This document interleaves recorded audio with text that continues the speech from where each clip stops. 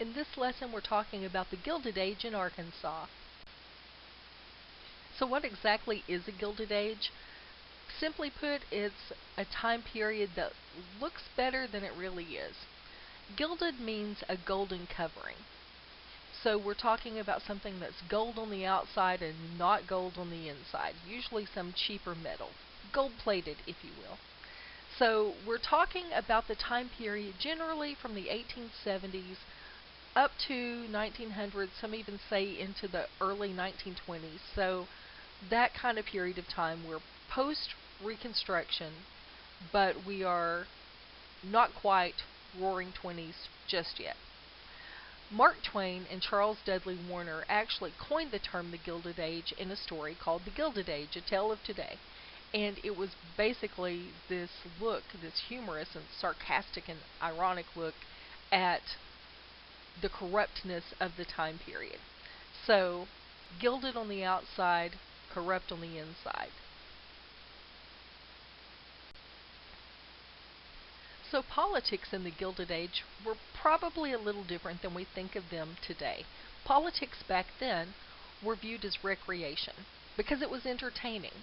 Politicians were really colorful. Is any of that still true? Do we still have colorful politicians today? I would argue that we do still have colorful politicians today. Whether we choose to learn about them or listen to them, may be where we kind of fall short. But I think we do still have some very colorful politicians today.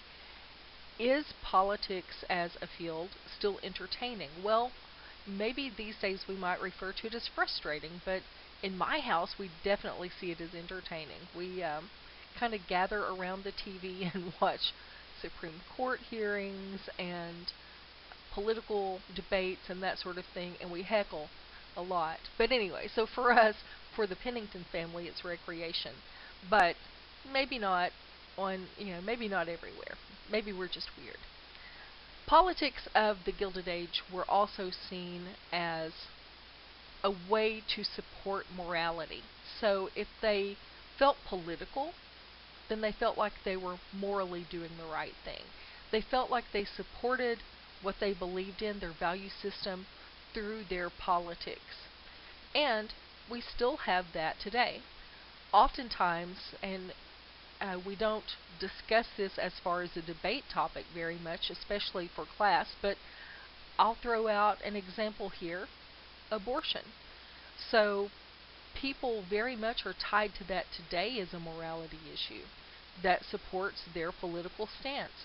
Many people who are pro-choice are very much leaning to the left politically. Many people who are pro-life very much lean toward the right politically, or I should say often lean toward the right politically. Somewhere in there there's a middle ground too, where more people fall in than I think we really give credit for. But people who choose a side on the abortion issue are supporting their morality through their political stance, and there's absolutely nothing wrong with that. As a matter of fact, you're voting for your belief set, which I guess we should all do, shouldn't we? Also, politics in the Gilded Age, the best men, and you see I put that in quotes, but the best men were these young, dedicated people who very much analyzed politics and their impact. So people sit around and they would debate these things. Now, I see this today too, still happening, but instead of the best men as far as young men, I see it largely in older men around coffee shops in the morning, like the McDonald's on Page. I used to call it Old Man McDonald's and I used to love going to sit in there and listen to all of the political talk because those men knew everything that was going on in town. Also happens at Andy's.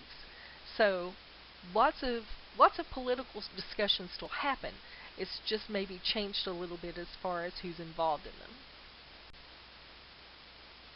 By the Gilded Age, we're down to basically two political parties, the Republicans and the Democrats. The Republican Party, known as the GOP. That's not GOP, okay? It's pronounced GOP, individual letters, and that's an acronym for Grand Old Party.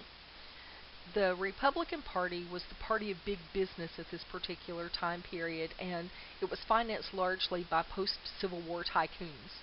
So people who had money were financing that Republican Party back then. The Democratic Party was really a minor party. It was still negatively associated with the Civil War, because remember, the Democratic Party had very close ties to the Confederacy.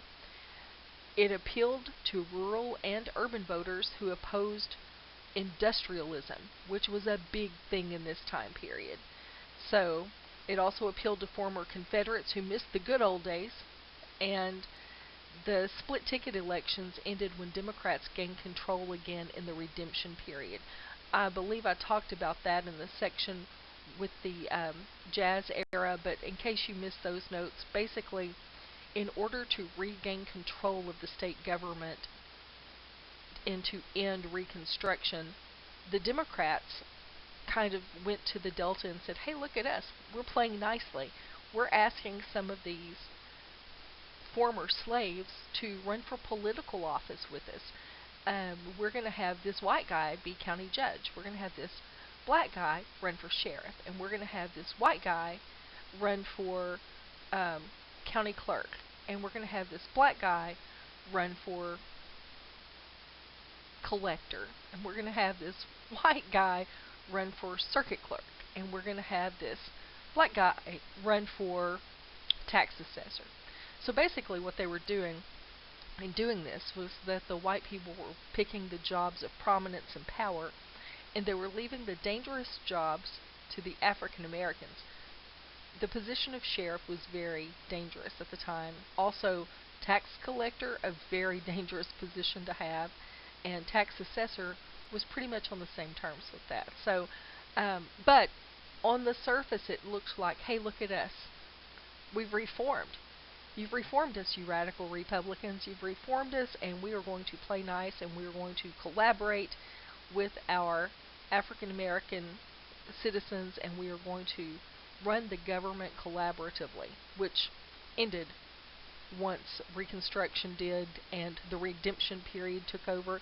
That's actually what is meant by redemption. We're talking about the time period when those Southern Democrats redeem themselves by regaining power.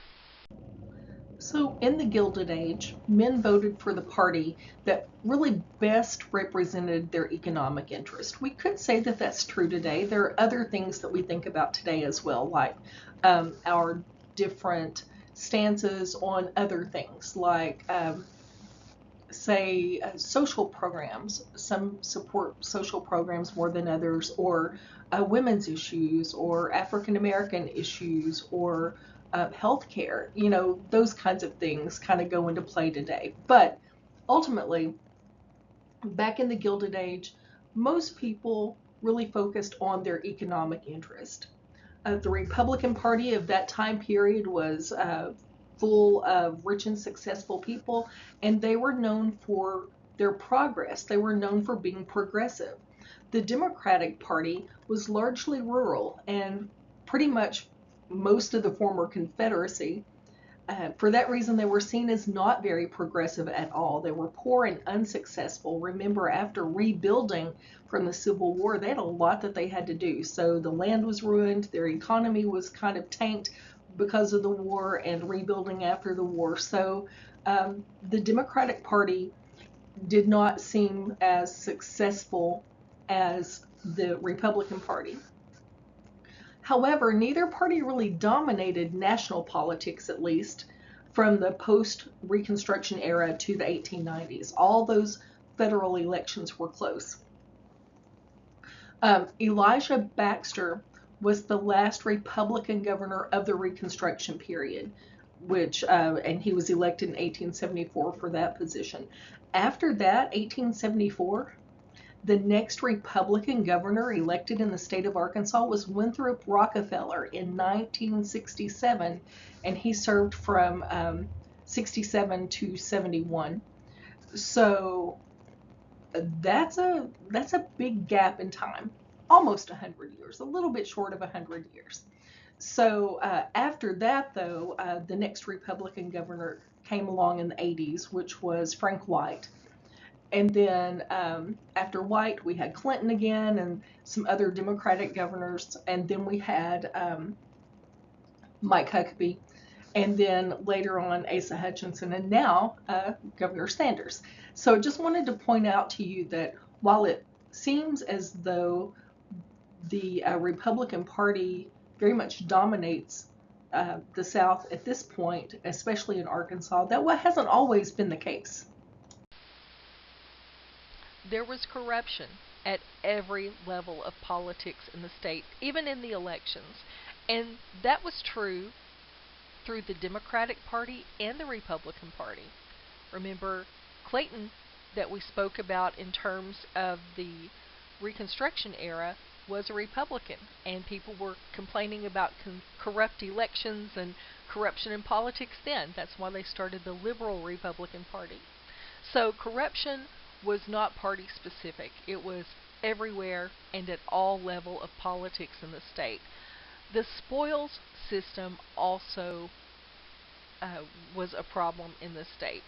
So in that, in the spoils system, politicians appoint friends and family to jobs. Now, this is specifically for federal jobs, but it happened at the state level too.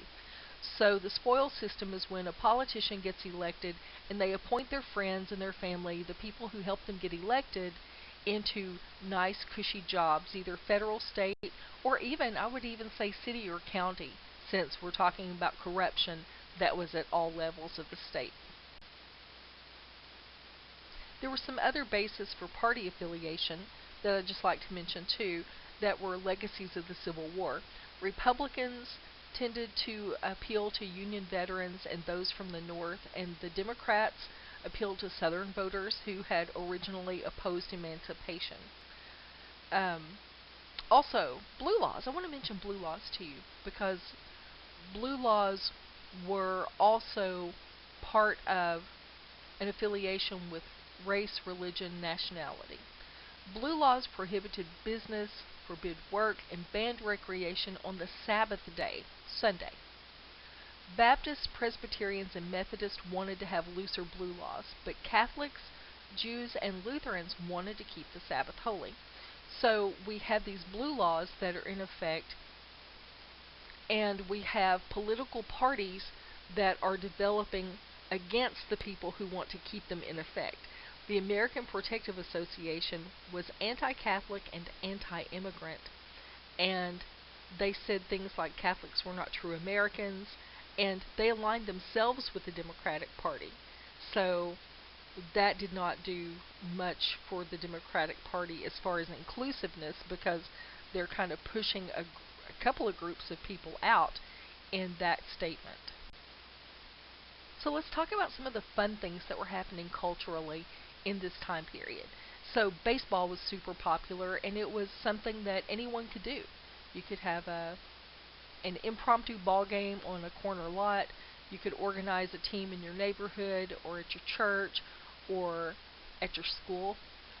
Prize fighting was also popular, but so much messier, for lack of a better way to put it, and required required some training.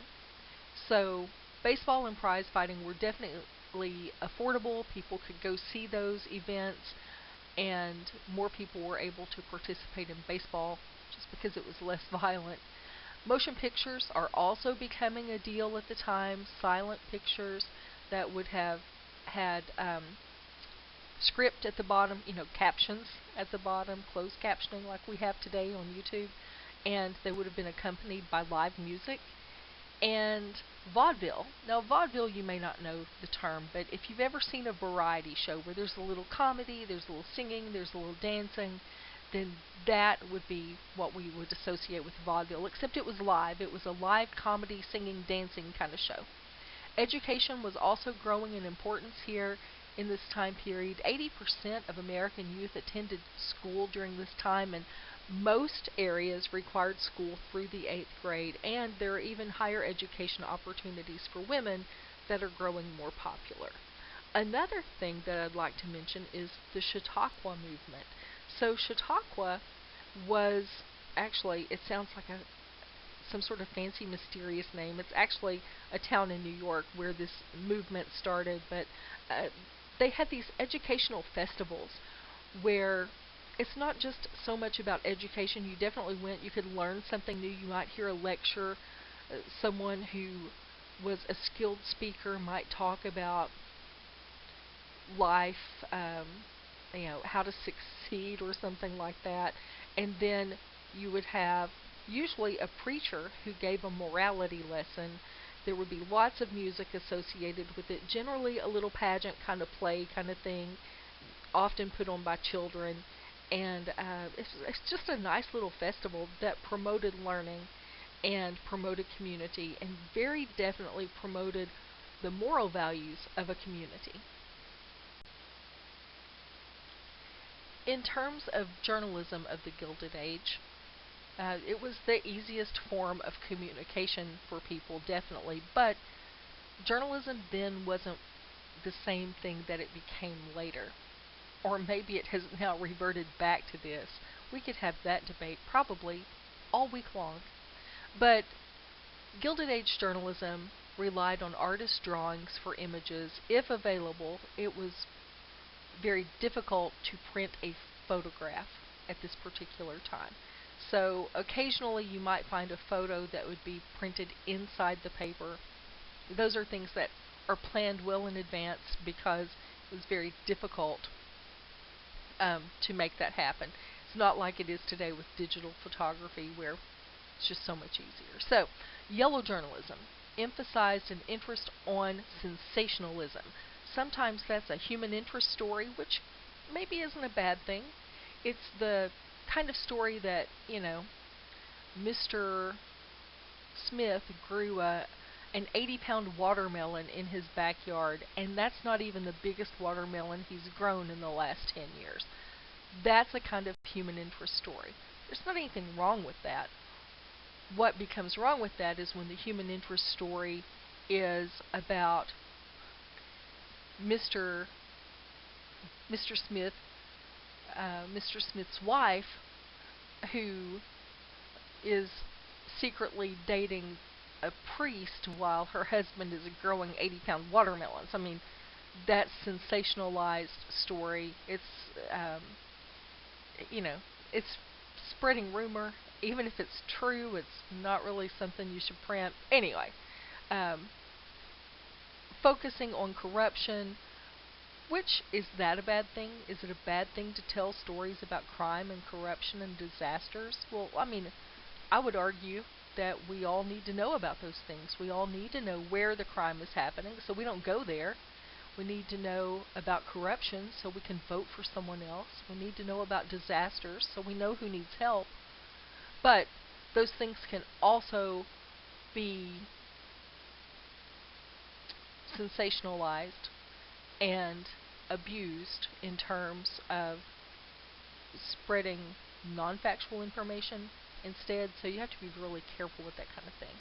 But yellow journalism really focused on sensationalism. Progressivism called attention to social problems. So that's easy to remember because if you're progressive, that means you're moving forward, and you can't move forward if you've got a lot of problems to deal with. You have to deal with those problems and then move forward. So that's what progressivism was about. In terms of those two working together, yellow journalism and progressivism, we see it a little bit later as photography does continue to develop, and we have magazine photography that starts really showing. We can see pictures, photojournalists begin to develop, and we start seeing photos of homelessness and hunger and those kinds of things that really called attention to social problems like homelessness and hunger. And so by calling attention to them and by documenting them in photos, because then once it's published everybody sees it, then it creates this call to action and a sense that we need to do better. There were also two important people in terms of Gilded Age journalism: Joseph Pulitzer, who owned the St. Louis Post-Dispatch and the New York World. He was the creator of the first ever comic strip, which was known as the Yellow Kid. and it was a simple drawing, but it was printed in yellow, or it was printed with a yellow shirt. So there were not full color newspapers at this time. Spot color yellow was dominant, and the fact that this one cartoon character, the yellow kid, was the only one in the strip that had a yellow shirt on. So that's why he was known as the Yellow Kid, and this is why we have the term yellow journalism. It was actually named after this comic strip. There was a big fight between Pulitzer and another New York publisher, William Randolph Hearst, who owned the New York Journal. He also started his own cartoons and then actually steals the Yellow Kid from Pulitzer. But they have this battle between the two of them, who can sell more papers, who can make more money, who can sell more advertising. And in order to win, they kind of out sensationalize each other. It's a constant battle between the two of them. And they also have their hand in the Spanish American War. And we don't talk about that much in this class, but it's important to know that these two men specifically, and yellow journalism in general, was basically the cause of that war, and it set into motion pretty much the power of the press.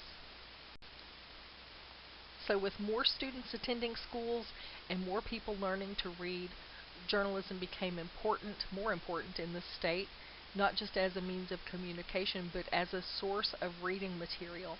In Arkansas, we had two main newspapers, the Arkansas Gazette, which was published by William Woodruff, and the Arkansas Democrat, published by Colonel J.N. Smithy. And those two papers actually battled a long time for control of state media, and that's why now we have the Arkansas Democrat Gazette, because they actually merged sometime in, I want to say, the late 80s, early 90s.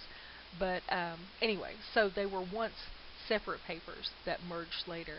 Now, I also included a link here. I know that not everyone's from Malvern, and so you may not be interested in this, but Malvern is a town currently, modern day, of about 10,000 people, roughly the same size as Arkadelphia as well.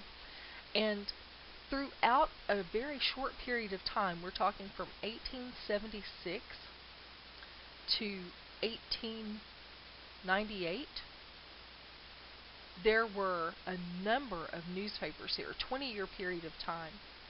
The Journal, the Home Journal, the Meteor, later the Arkansas Meteor, the Malvern Journal, the Times Journal, the Democratic Guard, the Malvern Times Journal, the Malvern Monitor, the Malvern News, the Malvern Searchlight, which is funny because it had one or two papers.